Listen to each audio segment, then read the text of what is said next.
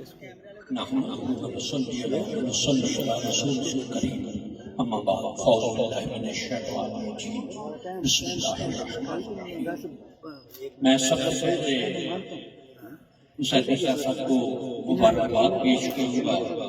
کہ انہوں نے اس ایک خوبصورت موقع پر خوبصورت گلدستہ سجایا کہ جس میں اچ جس کا نام ہی اچ ہے،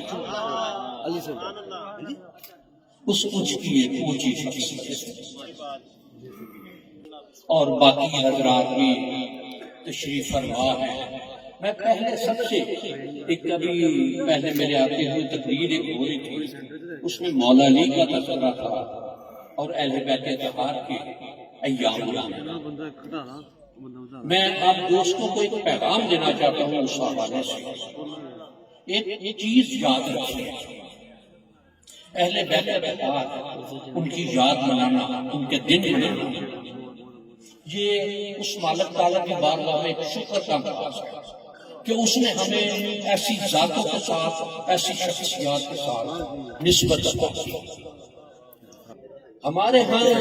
اب یہ کچھ پچھلے 40-50 سال سے، اس سے پہلے کی بھی باتیں کچھ یاد ہیں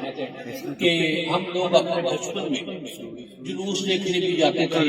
اور باقی اس طرح کی چیزیں بھی دیکھتے تھے، لیکن اب ایک معاملہ بن گیا ہے کہ شیعہ کی مخالفت میں ہم نے اہل بیت اطہار کا نام لینا شروع کیا۔ کسی کا کیا نظریہ ہے،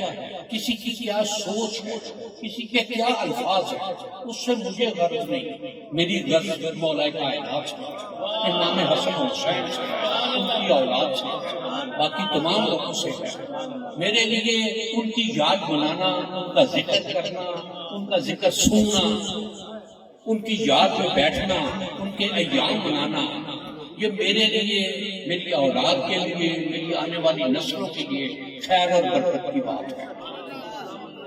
اس کو ایک دو چیزیں دیتی ہیں۔ میں مثلا 22 رجب کی نیاز،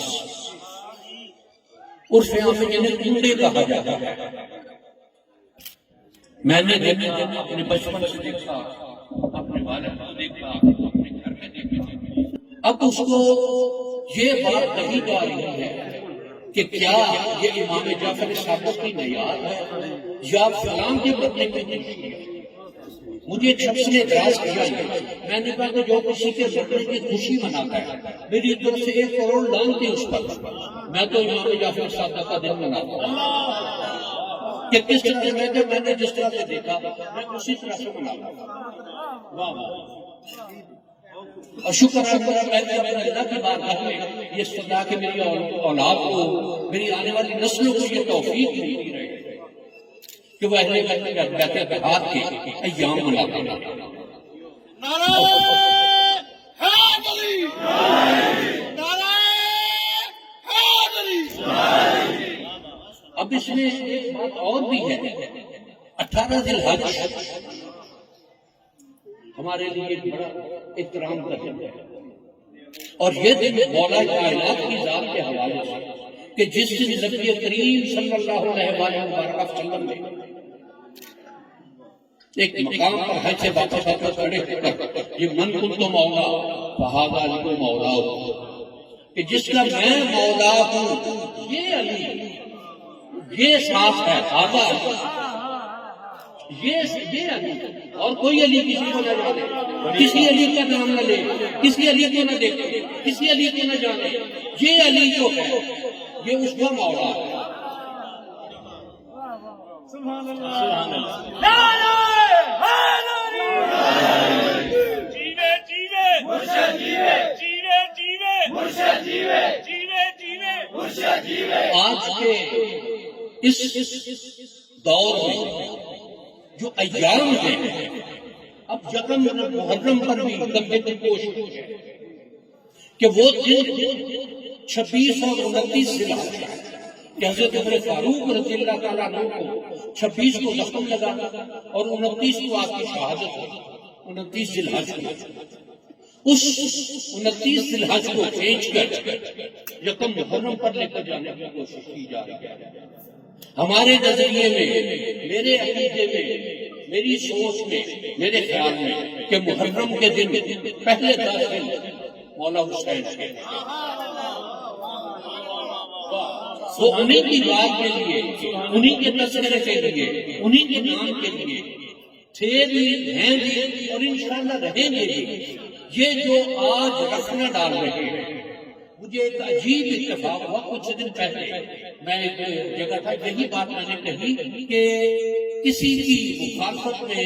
اپنے محبین کا، جو ہمارے محبوب ہیں، ان کی تذکرہ مت چھوڑیے، ان کی یاد مت چھوڑیے۔ اس میں پھر بات آئی حضرت ابوبکر صدیق، حضرت عمر، حضرت عثمان رضی اللہ تعالیٰ عنہ کی، تو مجھے ایک شخص نے کان میں کہا کہ آپ نے بہت اچھا کیا، یہ تذکرہ بھی کرتا ہے۔ میں اس بات کا قائل ہوں کہ اگر تذکرہ علی ہے تو صرف علی کی بات ہے، تذکرہ ابوبکر ہے تو صرف ابوبکر کی بات ہے، تذکرہ عمر ہے تو صرف عمر کی بات ہے، تذکرہ عثمان ہے تو صرف عثمان کی بات ہے، تقابل کوئی نہ ہو، اس لیے کہ ان کی ذاتوں میں تقابل کوئی نہیں ہے، انہوں نے اپنا تقابل کوئی نہیں کیا، آپس میں ایک دوسرے کے بارے میں نہیں سوچا، نہیں بات کی، نہیں کہا کہ میں اسے بہتر ہوں یا یہ میرے لیے کم کرے یا یہ اس سے بہتر ہے، یہ اسے کم کرے۔ ہمیں جس کی جو عظمت ہے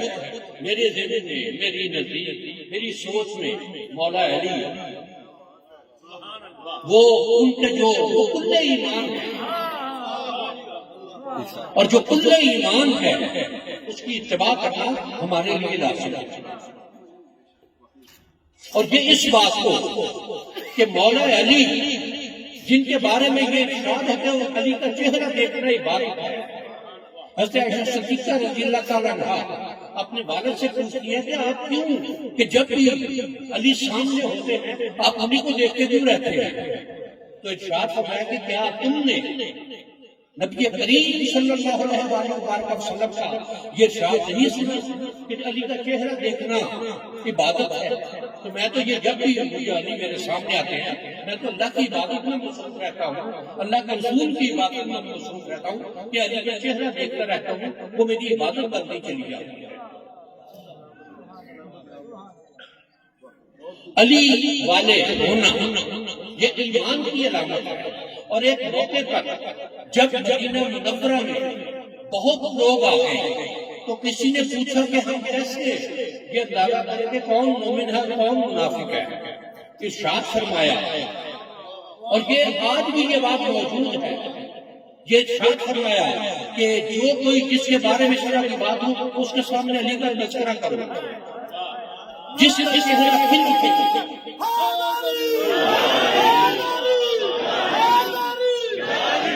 جس کا چہرہ خوشی سے کھل اٹھے وہ مومن ہے، اور جس کے چہرے پر بات آئے اس کو سمجھو کہ وہ منافق ہے۔ علی کا تذکرہ کرنا یہ تو ایمان کو دائیں بائیں کر دیتا ہے، ایمان کو آگے پیچھے کر دیتا ہے، ایمان کو صحیح غلط بتا دیتا ہے۔ اور یقیناً علی کا تذکرہ، میرے ایک دوست ہیں ہمارے، وہ ایک بات کہتے ہیں، کیا علی صحابی نہیں ہے؟ لیکن علی کی 2 ڈگریاں ہیں، ابوبکر و عثمان کی 1 ڈگری ہے، وہ صحابی ہیں، مولا علی کزن بھی ہیں، اہل بیت کرام میں بھی شامل ہیں، سیدہ فاطمہ کے خامد بھی ہیں، اور صحابی بھی ہیں، امام حسن بھی صحابی ہیں، امام حسین بھی صحابی ہیں، اور وہ صحابیت کا مقام جو ہے وہ ان تک پہنچتا ہے کہ انہوں نے نبی کریم صلی اللہ علیہ وسلم کو حالت ایمان کے ساتھ دیکھا نہیں ہے، انہوں نے تو امتوں پر سواری کی ہے۔ ایک چھوٹی سی بات کہتے ہیں، آپ حضرات کو جمعے کی نماز یا عیدین کی نماز اس میں درمیان میں خطبہ ہوتا ہے اور امام کچھ دیر کے لیے نیچے بیٹھ جاتا ہے، کیا پتا ہے آپ لوگوں کو کہ یہ کیا معاملہ ہے؟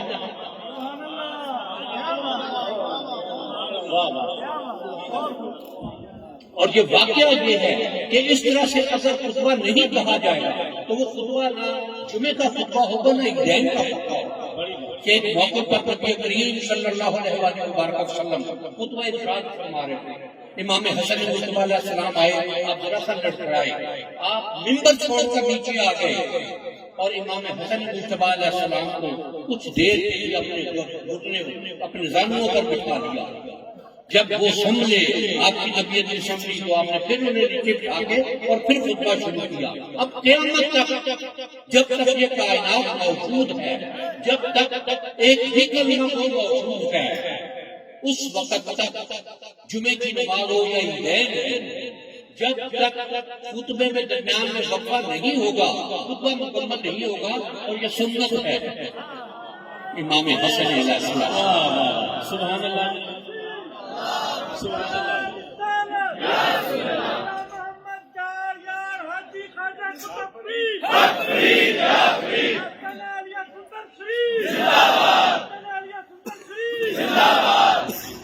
مجھے اجازت ہے میں آپ کی بات کو تھوڑا سا بڑھاتا ہوں۔ یہ کہ خانقاہ پر ایک حضرت بھائی کے گوسوامی رحمۃ اللہ تعالیٰ ان کی خانقاہ پر لکھا ہوا کہ یہاں آنے والے سے اس کا مذہب اس سے پوچھو کہ اس کو بھوک تو نہیں لگی، اور اس کا عملی اظہار کہ ایک موقع پر پاکستان شریف میں لنگر تقسیم ہو رہا تھا، ایک جھاڑو دینے والا آیا اور اس نے یہ پوچھا کہ کیا مجھے کھانا مل جائے گا؟ اس کا ہاتھ دھلوایا اور بٹھا دیا گیا۔ اور جس طرح سے واقعات میں لکھا ہوا ہے کہ ایک پلیٹ میں ایک ترکاری میں 2 لوگ بیٹھ کر کھانا کھا رہے تھے، وہ اکیلا تھا۔ بابا حضور تشریف لائے، اس سے کہا کہ اگر مجھے اجازت دو تو میں تمہارے ساتھ بیٹھ کر کھانا کھا لوں۔ دیکھیے میں بات میں کہوں کہ ایک صاحب ایک بزرگ کے ہاں بیعت تھے اور ان کے زیر تربیت تھے، جب تکمیل ہوئی ان کے علوم کی تو انہوں نے مرشد سے اجازت طلب کی کہ میں فلاں علاقے میں دین کی تبلیغ کی ضرورت ہے، کیا آپ اجازت دیتے ہیں میں وہاں جاؤں؟ تو اس کے مرشد نے انہیں ایک نصیحت کہ میں تمہیں نصیحت کر رہا ہوں، تم وہاں جا رہے ہو، تبلیغ کرتے وقت اس بات کا خیال رکھنا کہ تمہیں زبان نہ ہلانی پڑے، تمہارا عمل اس طرح کا ہوگا۔ اور یہ جو میں نے بابا حضور کا واقعہ بیان کیا، اس میں ہوا یہ بات نہیں کہ وہ جو محتر تھا، جو غیر مسلم تھا، گھر گیا، گھر جا کے نہایا دھویا، کپڑے بدلے، اپنے بچوں کو ساتھ لیا اور واپس آیا اور آ کے کہا کہ مجھے کلمہ پڑھائیے۔ یہ اللہ کے دوستوں کا کمال ہے کہ انہوں نے دین کی تبلیغ کی ہے بغیر کسی کو قرآن اور حدیث سنائے، اپنے عمل سے۔ اور اس عمل کے حوالے سے نبی کریم صلی اللہ علیہ وآلہ وسلم کا ایک ارشاد ہے کہ انما بعثت لاتمم مکارم الاخلاق، میں لوگوں کے اچھے اخلاق کی تکمیل کے لیے مبعوث کیا گیا ہوں، بھیجا گیا ہوں۔ اور میں اس میں ایک پیغام دے کے میں اپنی بات ختم کرتا ہوں کہ ہمیں اپنے اندرون میں یہ بات سوچنی چاہیے کہ کیا ہم نعرے لگاتے ہیں موت بھی یقین ہے، کیا ہم اس محبت کا حق ادا کر رہے ہیں، کیا ہم اس امتی ہونے کا حق ادا کر رہے ہیں، کیا ہم مسلمان ہونے کا حق ادا کر رہے ہیں کہ جہاں ہمیں ضرورت ہو کہ ہمیں نبی کریم صلی اللہ علیہ وآلہ وسلم کے اسوہ حسنہ پر کیسے چلنا ہے۔ ہم ایک لمحے میں بھول جاتے ہیں کہ ہمارے لیے تعلیمات کیا ہے، نبی کی تعلیمات کیا ہے، نبی کا انداز کیا ہے، نبی کی اپنی سنت کیا ہے، نبی کے ارشادات کیا ہے اس بارے میں۔ اور یہ بات کہ ہمیں بجائے اس کے کہ یہ نعرے لگائے کہ موت موجود ہے، اس کے بجائے اس بات کو اپنے اندر رکھے کہ ہمیں سچا امتی بننا ہے، اور اللہ تعالیٰ ہمیں سچا امتی بننے کی توفیق عطا فرمائے۔ وآخر دعوانا ان الحمد للہ۔ سبحان اللہ۔